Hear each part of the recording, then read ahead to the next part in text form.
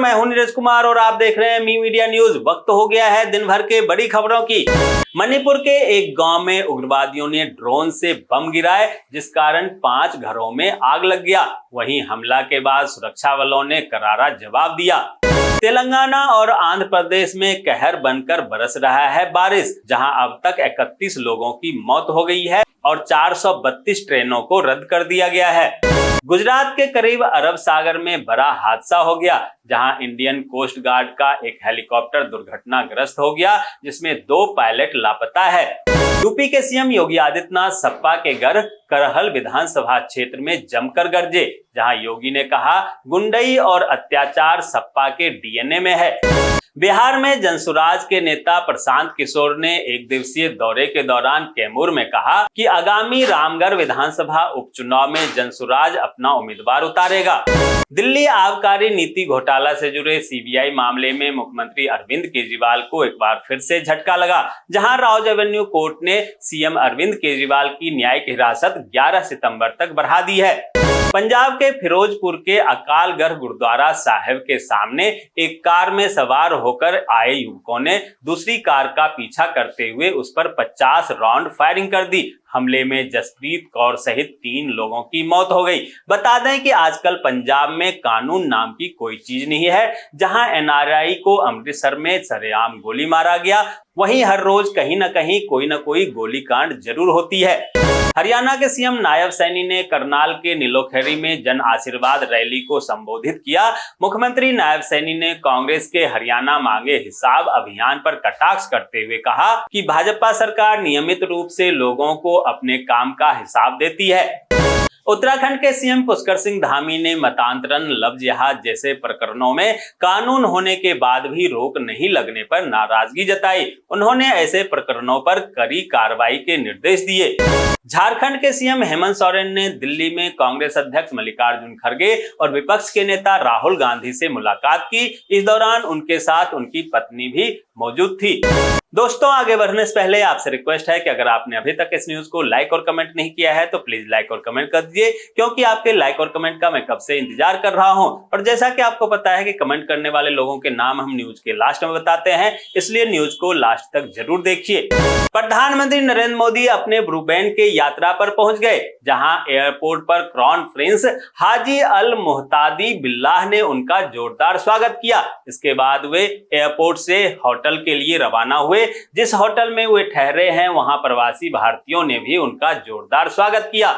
Supreme court ने देश की विभिन्न राज्य सरकारों के बुलडोजर एक्शन पर सवाल उठाए, जहां कोर्ट ने कहा कि कोई भी आरोपी अगर दोषी भी साबित हो जाता है तो भी उसके घर पर बुलडोजर चलाना किसी भी तरह से जायज नहीं है। वहीं यूपी की योगी आदित्यनाथ सरकार ने कहा कि प्रदेश में किसी का भी घर बिना कानूनी प्रक्रिया के नहीं तोड़ा जा रहा है। सरकार की किसी भी अचल संपत्ति को कानूनी प्रक्रिया के तहत ध्वस्त किया जा सकता है और हम उसी का पालन कर रहे हैं। वहीं यूपी सरकार के इस हलफनामे को देखकर सुप्रीम कोर्ट ने उनकी काफी तारीफ की। कोलकाता के आर्जिकल मेडिकल कॉलेज जघन्य घटना के खिलाफ हो रहे लगातार विरोध प्रदर्शन के बीच बंगाल की ममता सरकार ने महिलाओं के साथ दुष्कर्म और दूसरे यौन अपराधों में कानून को सख्त करने और कठोर दंड देने के लिए एक विधेयक पारित किया। इस कानून के तहत दुष्कर्म और हत्या के दोषियों को 10 दिनों के अंदर मृत्यु दंड या फांसी की सजा दी जा सकेगी, जहां इस कानून का भाजपा ने भी पुरजोर समर्थन किया।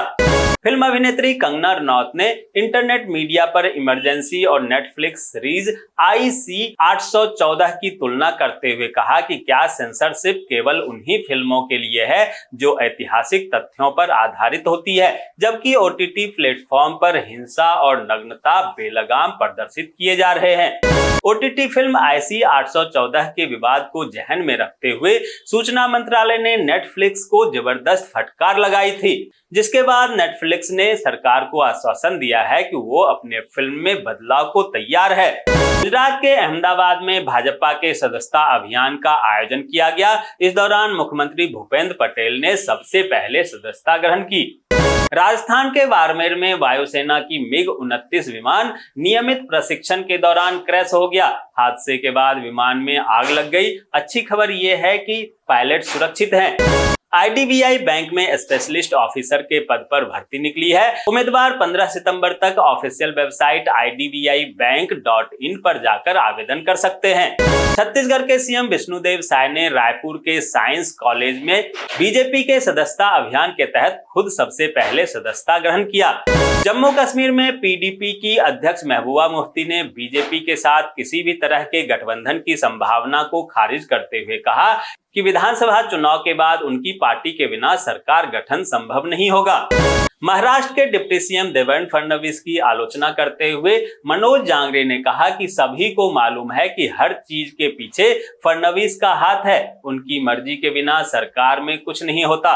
दोस्तों, मैं देख पा रहा हूं कि आप में से बहुत सारे लोगों ने इस न्यूज पर लाइक और कमेंट किया है, लेकिन अभी भी कुछ लोग बाकी हैं जिन्होंने लाइक और कमेंट नहीं किया है। उनसे भी आग्रह है कि please please please baby news को लाइक कर दें, कमेंट कर दें, साथ में शेयर भी कर दें। तो ये थी आज दिन भर की बड़ी खबरें। ऐसे ही खबरों से अपडेट रहने के लिए चैनल को सब्सक्राइब कीजिए, नोटिफिकेशन बेल को दबाइए, वीडियो को लाइक कीजिए और ज्यादा से ज्यादा शेयर कीजिए ताकि आप और आपके जानने वाले रह सकें देश और दुनिया के तमाम खबरों से अपडेट।